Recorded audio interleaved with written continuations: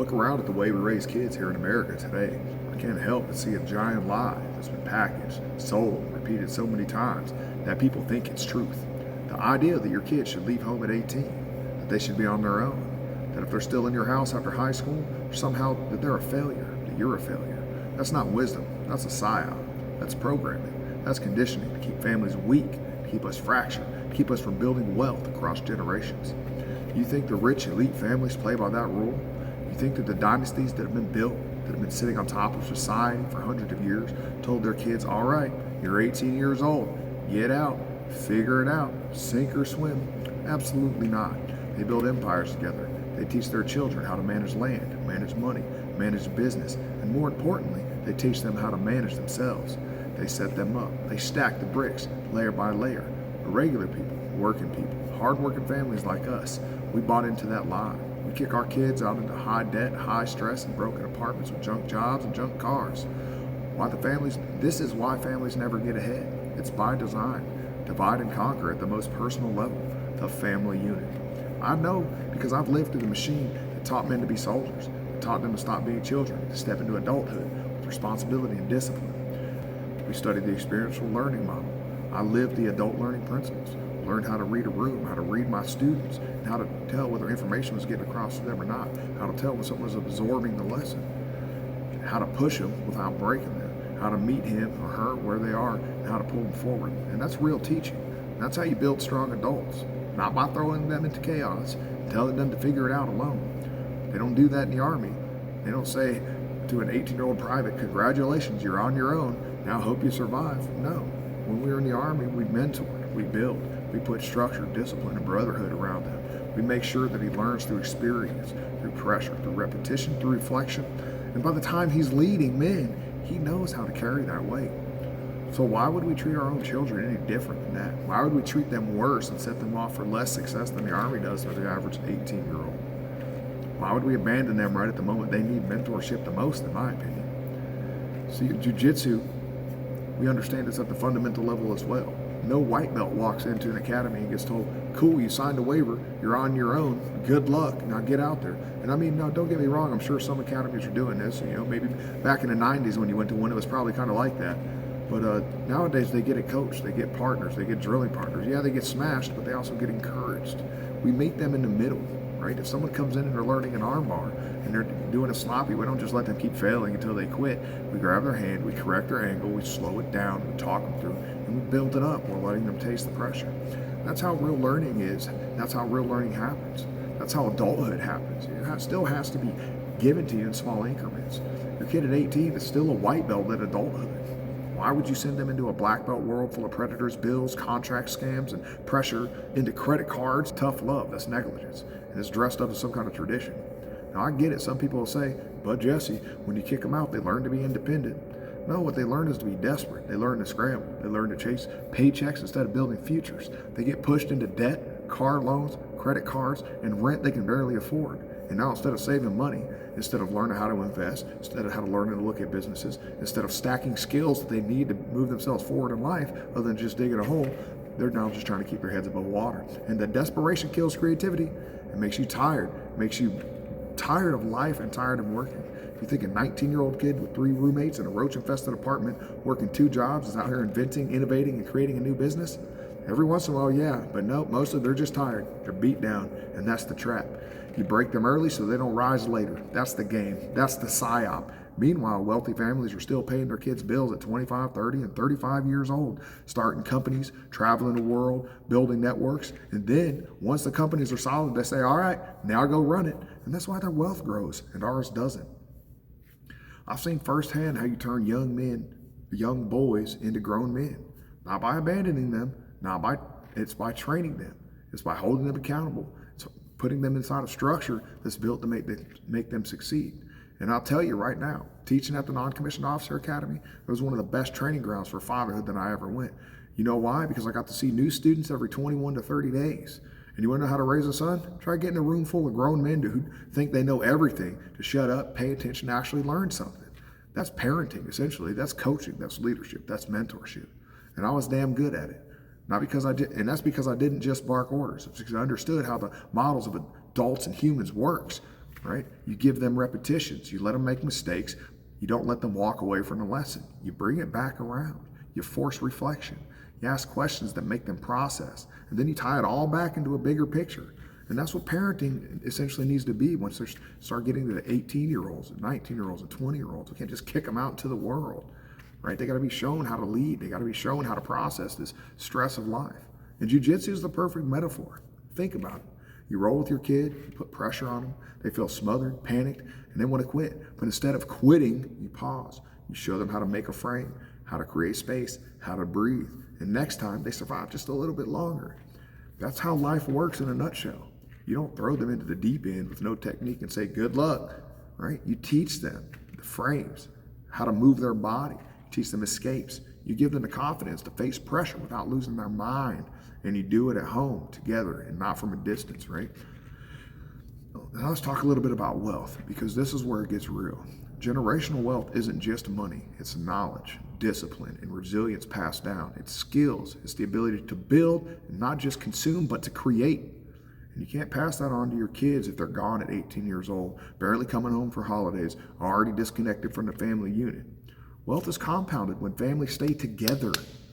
Imagine this: instead of your kid paying some landlord $1,200 a month for a crappy apartment, the money goes back into the family, goes back into a compounding interest account, goes into an investment of a small business, whatever you want, right? Maybe it buys equipment for a side hustle. Maybe it's seed money for some land and they want to start renting out campgrounds. Now multiply that by every sibling and every child in your family. That's how dynasties are built.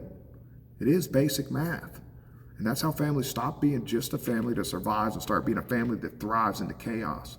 You can build a system that wants your kids to work for you. Build something that keeps your children with the family. And that's kind of the line that circles back to my American Dream video. If you go watch that one, where I'm talking about the same thing. Independence is community, and community is family, and family is wealth. And let me make it clear.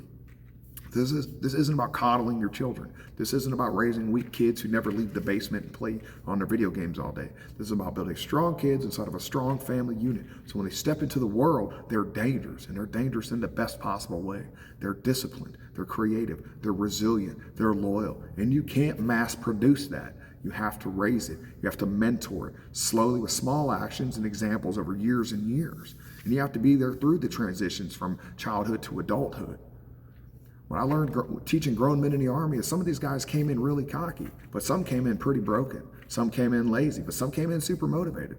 But by the time they all left my command or left my purview, they were more motivated and they were better prepared leaders. Because I didn't just tell them, you're an adult now, figure it out. I built them. I challenged them, each in an individual way that was honed to their individual personalities and techniques of leadership.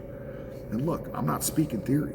I've got combat deployments to Afghanistan, Iraq, and Syria under my belt. I was rated #1 all of these times. I've lived in the pressure cookers where men break, and I've seen who makes the difference, and I've seen what makes the difference. And it's always training and mentorship. Everyone can be built into it. You're not inherently born with all of these skills, right? And families should be no different. If I wouldn't abandon the soldier in combat or just kick them out into the world without a battle buddy, I don't see why anybody would treat families any different. And it's the same principles I use to raise my children to help them become successful in the world and things that they're doing. And let me double down on this, because some of you probably still don't get it. The entire structure of society right now is built purposely to break families apart. They want to keep them weak. They want you to buy the myth of independence at 18 because fractured families are easier to control and easier to market to. If every kid has to go out alone, rent alone, borrow money alone, struggle alone, they'll never come together to build something powerful that can challenge the status quo or the powers that be in the way that they make their money, which is what it all comes down to. Not you, not your kids, not your grandkids. The ones who benefit are the banks and the landlords and the corporations and people that own multiple assets. And all because a broken, desperate kid is a perfect consumer for life. They'll sell you credit cards, car loans, college debt, cheap alcohol, and antidepressants, and you'll be trapped for the next 20 years trying to crawl out. But if that same kid stayed with the family, stayed with the unit, worked within structure, learned from parents and grandparents, stacked resources and stacked skills instead of bleeding them out, then they would be free. Your grandchildren would be free. You will be untouchable. They will be untouchable. Your family, dynasty will be untouchable. And let me remind you, I'm in the midst of building this. I didn't learn this by sitting around reading philosophy books. I learned this by training men and women to get ready for war. When you've been downrange, when you've seen these things and you've seen everyone stripped down to survival situations, you start to notice patterns. You see what works and what doesn't. You see how young men who were mentored properly who weren't mentored properly crumble under pressure. You see, and then you learn how to rebuild them, teach them with discipline, stay calm in the chaos. And that's where the adult learning model comes into play. You don't just yell at a man until he gets it. You put them in a scenario, you make them experience it, you build on the concrete foundation so that they can learn these lessons. And then when it clicks, it sticks forever. And then you turn it into muscle memory. That's how you turn a weakness into strength. And that's how you should be raised. That's how I think people should be raising their kids at home. I'm not telling you what to do. I'm telling you what I'm doing and what I've seen and how I've seen families become wealthy, right? With this kind of pressure that you put on them, it'll grow them. With the reflection, it'll lock it in. Jiu-Jitsu teaches us every single day. You can talk about shrimping all you want. You can draw diagrams. You can show videos. But until you put your kid on the mat, till you get on the mat and you have someone wrapped around you and there's someone sitting on your chest and you can't breathe, forcing you to shrimp, you won't get it. You just won't get it. You won't understand that moving your body is the most important thing you can do to survive. Once you feel that space open up, once you move and you make a little breathing room, you're going to understand it. And that's experiential learning and at its max. And I don't know anything else that you can do that in other than war and jiu-jitsu. Now, some people are going to hear this and they're going to twist up my words and they're going to say, oh, Jesse just wants grown kids living in a basement forever and he doesn't want to have this empty nest syndrome. And you're wrong. You're dead wrong. I'm not talking about enabling laziness. I'm talking about structure and lifelong mentorship and lifelong learning. Words that you hear a lot but you don't understand, right? We don't want kids sitting on the couch playing Xbox all day. You got to give them something to grind towards and give them structure and stability. You show them how to work. You show them how to build. You challenge them to chase their dreams while supporting them with the net that keeps them from breaking on the first fall. That's balance. That's pressure and support, right? It has to be a balanced approach to everything. Challenge and mentorship, challenge by choice, right? Exactly what we do on the mats, exactly what I did at the academy, exactly what I did in the military, and exactly what we do now. I had soldiers who thought they knew everything. They'd been in for a few years, already had a deployment or two under their belts. They thought rank meant they were automatically leaders. But when you put them in front of a group, when you made them teach, when you made them problem solve under pressure, they fell apart instantly. And my job was to rebuild them. That's what we did at the NCO Academy because that's what we would often get. And it wasn't about rank, it wasn't about influence, it was about presence and bearing, and it was about teaching others. And that's the same with fatherhood. Your rank as a dad doesn't mean your kids will follow you. You have to earn that influence. You have to demonstrate the wisdom. You have to show them through the actions that you can carry weight, that you can teach, that you can guide, and that you don't earn that by pushing them out of the house at 18. You earn that by standing shoulder to shoulder with them throughout life while they learn how to fight. Now let's talk creativity, because that's where the Psyop cuts the deepest. Creativity is the lifeblood of progress, but creativity dies under desperation. If your kid is scrambling just to pay rent, they're not painting, inventing, building, or writing. They're just grinding and grinding with no visions. That shit burns people out. You've seen it. Whole generations stuck in jobs they hate. No time for the art, no time for creating, no time for building businesses, no time for exploring those ideas that they love. That's not an accident, and that's what the system wants. But imagine if you told your kids, stay home, save your money, use your 20s to learn, to create, to build, to imagine, to love. Imagine if instead of wasting energy on rent and bills, they poured it into music, into inventions, into training, into entrepreneurship.